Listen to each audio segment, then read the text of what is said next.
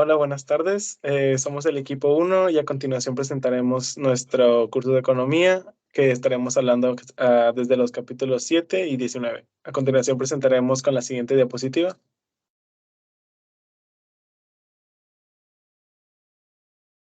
Vamos a comenzar con las restricciones al comercio internacional. Los gobiernos emplean 4 conjuntos de medidas para influir en el comercio internacional y proteger a sus industrias nacionales de la competencia extranjera.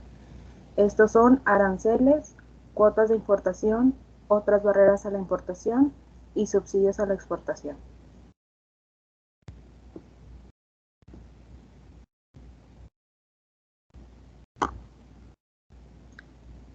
¿Qué es un arancel? Es un impuesto con el que el país importador grava un bien cuando éste cruza su frontera internacional.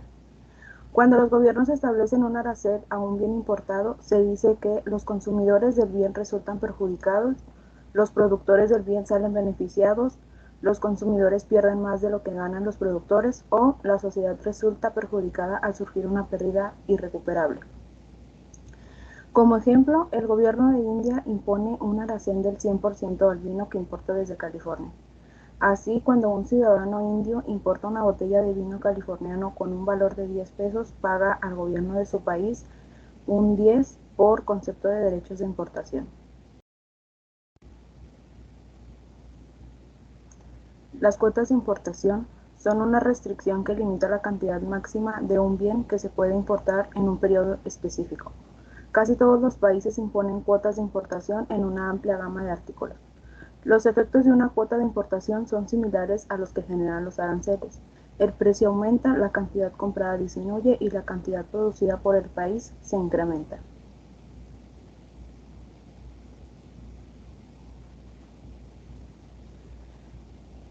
Dos conjuntos de políticas que también influyen en las importaciones son las barreras regulatorias sanitarias y de seguridad, las restricciones voluntarias a la exportación. Miles de regulaciones muy detalladas en materia de salud, seguridad y otras áreas restringen el comercio internacional. Por ejemplo, las importaciones de alimentos realizadas por Estados Unidos son examinadas por la FDA para determinar si los alimentos recibidos son puros, íntegros y seguros para comer, o también si están producidos en condiciones sanitarias. Una restricción voluntaria a la exportación es como una cuota asignada al exportador extranjero de un bien. Este tipo de barrera comercial no es común. Se utilizó originalmente en la década de 1980 cuando Japón limitó de manera voluntaria sus exportaciones de autopartes a Estados Unidos.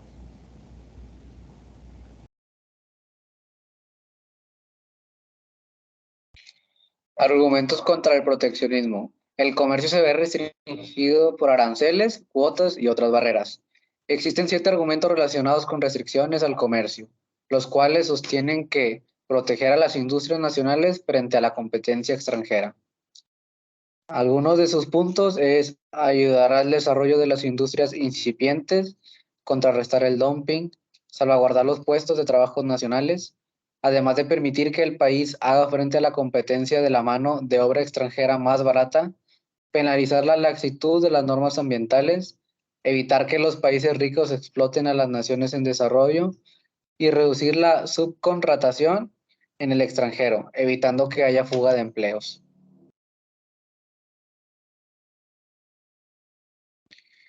Función del mercado global.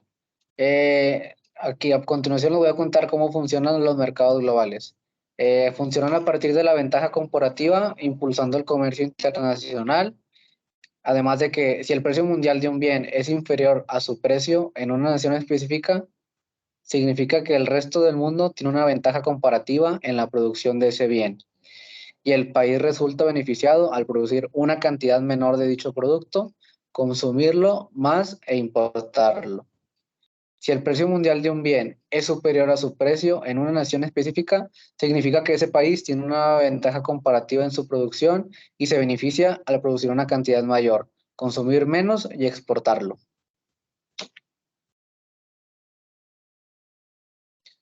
Restricciones al comercio internacional. Los países restringen el comercio internacional al imponer aranceles, cuotas y otras barreras a la importación. Las restricciones al comercio aumentan el precio nacional de los bienes importados, reducen la cantidad importada, disminuyen el excedente del consumidor. incrementan el excedente del productor y crean una pérdida irrecuperable.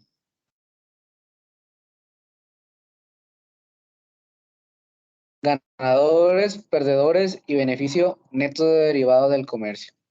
En comparación con una situación donde no existe comercio, en un mercado con importaciones, el excedente del consumidor es más grande, el excedente del productor es más pequeño y el excedente total es mayor con libre comercio internacional. En comparación con una situación sin comercio, en un mercado con exportaciones, el excedente del consumidor es más pequeño, el excedente del productor es más grande y el excedente total es mayor con libre comercio.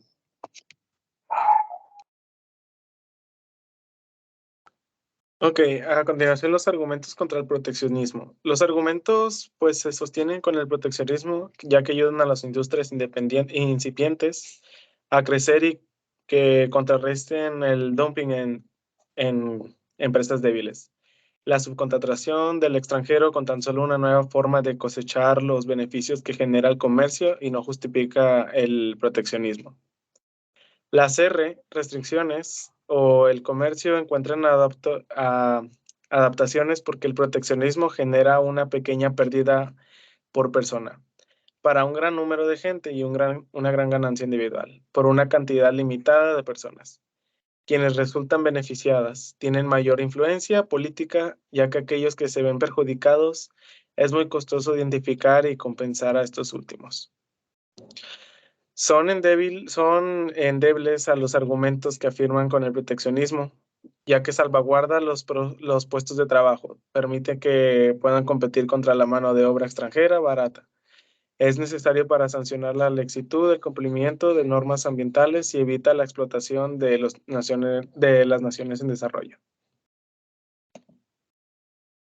A continuación también se verá la ventaja comparativa, que es la fuerza fundamental que impulsa el comercio internacional. Es una situación en la cual una persona puede realizar una actividad o producir un bien servicio, incurriendo en el menor costo de oportunidad en comparación con cualquier otra. También se ve el principio que es aplicable al comercio entre las naciones. Esto genera un beneficio para los países que lo aplican, ya que el costo de producción es menor y este costo da oportunidad a quien se puede aplicar. Los definimos como la situación donde un país puede llevar a cabo una actividad o producir un bien o servicio o un menor costo de oportunidad en cualquier otra nación. A continuación también se ve la desigualdad económica, ya que en estas hay fuentes de desigualdad que surge en resultados inequitativos en el mercado de trabajo y de la apropiación desigual de capital. También se ve la redistribución del ingreso. La redistribución de los ingresos y la redistribución de la riqueza son respectivamente la transferencia de ingresos de la riqueza incluida de propiedad física de algunas personas. También se ven algunas fuentes de desigualdad económica. Un ejemplo es el capital humano, ya que se sabe que es un asistente quirúrgico a gana de menos la mitad de un cirujano, o que un abaigado gana una décima parte de su jefe. Bueno, este es el ejemplo donde se muestra una desigualdad de salarios de capital humano. También se ve la discriminación. Este es otro tipo de desigualdad a la economía, ya que varios grupos de personas se les discrimina por el tipo de raza, por tipo de género, etc. Un buen ejemplo son los hombres que se les da un mejor salario que a las mujeres. Concursos entre superestrellas. Las personas que son demasiado ricas, que pertenecen al 1% superior a la distribución de ingresos y cuya participación se ha ido incrementando, ganan muchísimo dinero, a diferencia de los profesionistas. Esto se empieza analizando los mercados de trabajo y tres de sus características que contribuyen a las diferencias de materia de ingresos. Y pues a lo que vimos, pues se ven las tres características que acabo de leer. Bueno, aparte del capítulo 19 también se habla acerca de la desigualdad económica en Estados Unidos. En Estados Unidos hay una institución encargada de evaluar censos para los ingresos económicos de cada familia. Esta institución es el Census Bureau, que define el concepto de ingreso como ingreso monetario, es decir, el ingreso del mercado más los pagos en efectivo que el gobierno hace a los individuos. El ingreso del mercado hace referencia a los salarios, a los intereses que recibe cada persona, etc. Dentro de ello encontramos la distribución del ingreso. Aquí nosotros podemos encontrar la siguiente gráfica que se encuentra en el libro en la página 446 y nos habla de un estudio que se realizó en 122 millones de familias estadounidenses. Dentro de la gráfica se habla de dólares por año. Aquí nosotros podemos revisar que la moda es el ingreso que más frecuente se ve dentro de las familias estadounidenses, siendo un 15 mil dólares al año. Después tenemos la mediana, que es como que un estándar en donde el 50% de las familias reciben un sueldo superior a 51 mil dólares y el otro 50% se refiere a que reciben menos del 51%, mientras que la media es el promedio que debería de recibir cada familia. Bueno, y dentro de esta gráfica nosotros podemos encontrar el patrón de distribución del ingreso que se muestra, se conoce como distribución sesgada, ya que posee una larga cola de valores.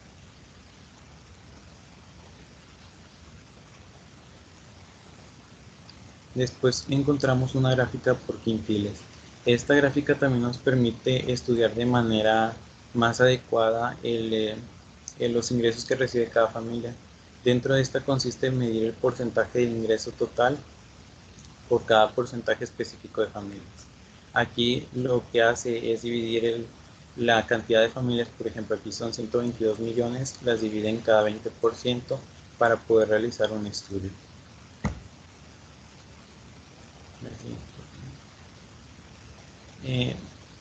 Con la ayuda de la gráfica de quintiles, nosotros podemos hacer una curva de Lorenz.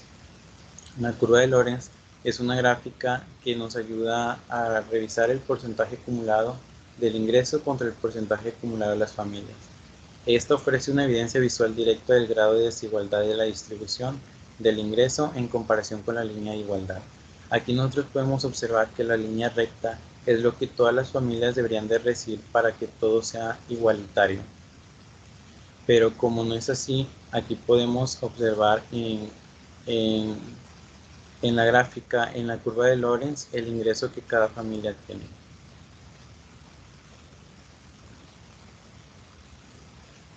Dentro de este tema también nosotros observamos la distribución de las riquezas y la tendencia de la desigualdad.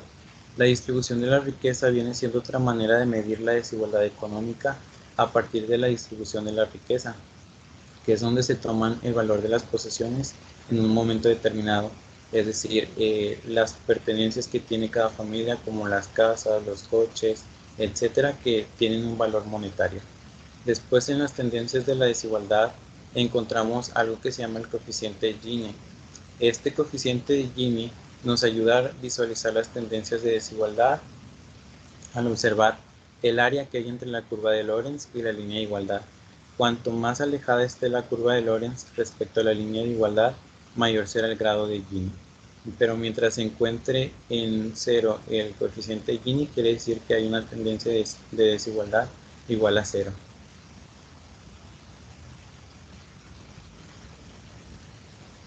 Después podemos estudiar la desigualdad en la economía mundial revisando los ingresos, la distribución de los ingresos por cada país. Aquí en esta gráfica nosotros tenemos el ejemplo de 5 países, entre ellos son Finlandia, Suecia, Estados Unidos, Brasil y Sudáfrica. Aquí nosotros podemos decir que al analizar los datos de la distribución de ingresos nos permite comparar el nivel de la desigualdad entre naciones. Brasil y Sudáfrica con un 2% del ingreso total, Finlandia y Suecia con un 8% del ingreso total y Estados Unidos con un 5% del ingreso total de porcentaje acumulado del ingreso.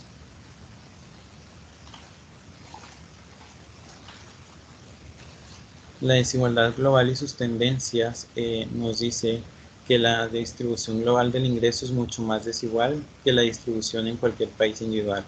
Esto es debido a que algunas naciones, sobre todo como África y Asia, son pobres y se encuentran en fase preindustrial, y otros países como Estados Unidos, que son más desarrollados, son ricos. Por mencionar algunas cifras, nosotros podemos decir que de acuerdo al dólar estadounidense, en el año del 2005, hablando acerca de la población en el mundo, el 50% de las personas viven con un 2.5 de dólares diarios, mientras que el 80% recibe 10 dólares diarios, mientras que en Estados Unidos, que es una potencia ya mundial, reciben 115 dólares diarios.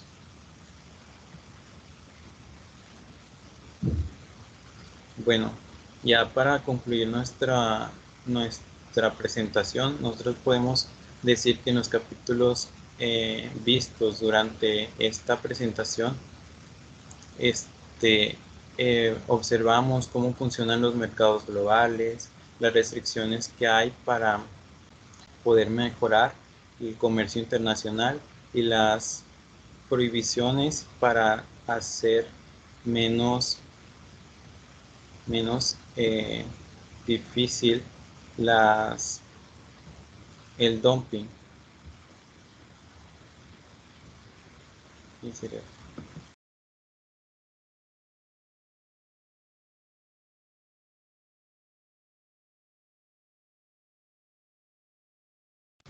Oye, perdóname,